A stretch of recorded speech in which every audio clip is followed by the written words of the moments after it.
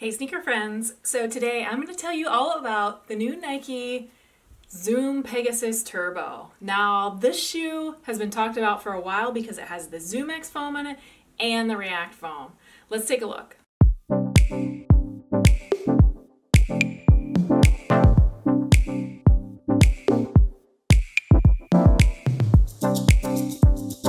Now, because I'm part of the Nike Run Club app, I got early access to this model. I got access on July 19th, and the masses got access on August 2nd. So this shoe right now is available for everyone. It's $180. It is a high-performance running shoe with 2 new foam technologies in it. I purchased a women's 7.5, and I do feel like it fits true to size.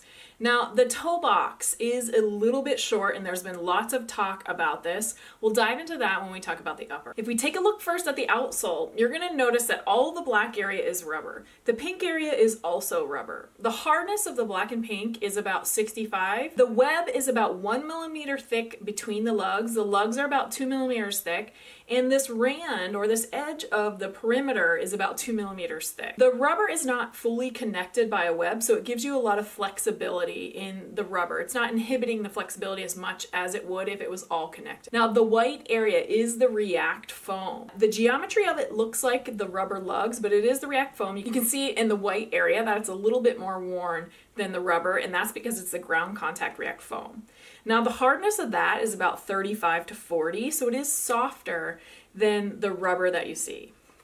Now, if we take a look at the midsole, that's where most of the technology of this shoe is. First, you'll notice the midsole is in 2 layers. There's a top layer and a bottom layer. Now, the bottom layer is the React foam. Now, that's been on the Epic React, the Odyssey React. We're seeing it in a basketball shoe. It's been in several models. It's your typical about 35 hardness, soft, squishy React foam. On top of that is the new foam. Now, it's the Zoom X foam, which was originally used in the Vaporfly Elite, which was the model that was used to try and break the 2-hour marathon. Now, the React foam does have the Zoom X logo on it, which I know a lot of people were complaining about. I don't really care. I'm guessing they put the Zoom X logo on the React foam because this Zoom X foam seems to wrinkle really badly. Now, these wrinkles are really deep, so I would imagine if you put a text graphic on that, it would become hard to read. So I'm guessing that they put the Zoom X on the React foam so that the logo was easier to read. Now, if you look at the medial side, there is another screen printed logo, have smaller words, so this one would be even harder to read on the wrinkled Zoom X foam. Now, the Zoom X foam, Nike says is super lightweight with 85% energy return. It definitely, you can feel a difference between it, but just by touching it and squishing it with your finger between the React foam. The React foam seems a little bit more bouncy than the Zoom X just when you touch it. However, the 85% energy return of the Zoom X would mean that it has more energy return than the React foam. Let's talk about energy return. So what really does energy return mean? Well, you can check out Nike's website. They do a little physics update on what energy return means. But I'll try and explain it to you and just how I think of it. Basically, energy return in footwear simply means that, like, if you took a step, say on a wood surface with just your bare foot, you're taking all that energy, you're putting it into the wood surface, then you're using your leg muscles, right, to pick your foot back up and keep going. Well, when you wear shoes that have energy return materials in them, the idea is that when you step and you put all the energy into the foam wants to go back to its original shape, so it pushes back on your foot. So instead of all the energy just dissipating into the floor and your foot and your muscles and leg having to pick your foot back up, you get a little extra boost because the materials are pushing back to go to their original shape, so they're pushing back on the foot, so they're giving you a little bit of energy back. So they're helping your muscles lift your foot back off the ground, if you will. The point being, it's not really about how much energy return for most runners. Elite runners, it is. Every bit of energy return, every bit of weight reduction, every bit of speed improvement they can make will help them. However, for everyday Joe like me and you, most of you, it doesn't really matter. The whole point is that it's helping you run faster, further, or longer, which that's what's important, right? Making it easier to run, right? So if you've never run in your life and you were to go for a run or a walk in this shoe versus like your bare feet, this you'd probably be able to go longer or faster in. It would feel more comfortable. Now, if we take a look at the upper of the shoe, it's basically the Peg 35 upper. It has the Achilles area that goes out. It has fly wire in it, giving you support and stability. The upper layer is translucent. It has this race stripe going down through the toe. Now, I do like this kind of race stripe, but I don't like how it looks when you pull up the laces. The laces do a great job of hiding how it is attached to the tongue.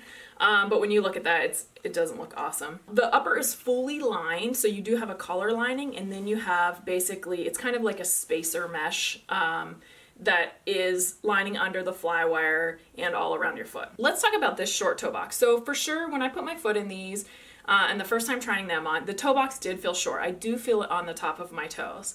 But after I got walking, I really didn't notice it very much. There's a level of spacer mesh in there, so it's a couple millimeters, so that material is going to compress. And keep in mind, you have about a 5+ millimeters thick sock liner in there. So this sock liner is like a memory foam type material.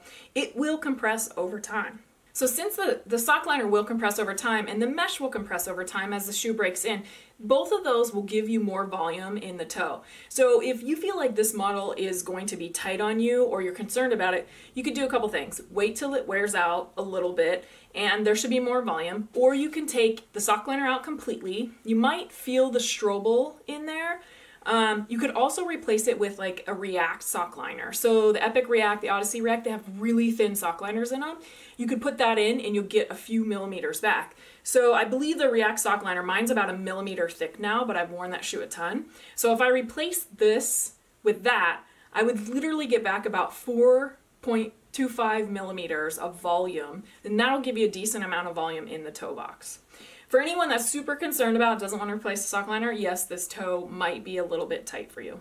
Now, if we take a look at the Strobel, I think it's super interesting that you put all of the energy and effort into these two amazing foams, and then you have a traditional Strobel on top, and it is glued down. Now, there are holes taken out of it for lightweight, but otherwise, basically underfoot, you're feeling the sock liner, the Strobel, the adhesive between the Strobel and the Zoom X foam. Then there's adhesive between the Zoom X and the React foam. There is not a plate in these shoes. There is some confusion on it, but there is no plate in this model. It does take a lot of cues from the Zoom Elite model. You can tell by the heel of it, the foam, kind of the overall design of it. And you can see that it's inspired by that shoe. Now, if we have a look at the weight of these shoes, now the weight is really an advantage in these shoes. The right weighs 190 grams and the left weighs 188. In ounces, that's 6.67 in the right and 6.74 in the left. That's a total of 378 grams or 13.4 ounces for this pair of shoes. And these are women's 7.5. Now, overall, I felt like the shoe felt softer. I liked the feel underfoot better than the Pegasus 35. However, I'm not quite sure how I feel about it versus all React. It does feel lightweight, but we'll do some comparison videos, and I need to get more miles on this before kind of deciding if I like it better than the Epic React or even some of the boost options that I have.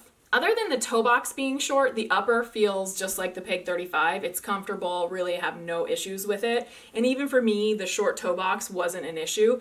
I know a lot of people complained about the stripe, like feeling the stripe. I don't feel the stripe at all. I will note though, the upper doesn't have a lot of stretch to it whatsoever. And definitely in the area of this stripe, there is zero stretch. Where if you take a knit upper, like the Epic React, you have a ton of stretch in this area. So if people are used to having that level of stretch, it definitely doesn't exist in this shoe. It's not a very stretchy upper. It doesn't have much give to it. All right, that pretty much covers it. Let me know what you guys think in the comments. Have you tried this shoe? Do you prefer it over the Epic React? We're gonna do a head-to-head comparison next. All right, have an awesome day. Hey, if you haven't subscribed yet, hit that subscribe button. Also hit the notification bell if you wanna know as soon as I post a video. Have an awesome day. See ya.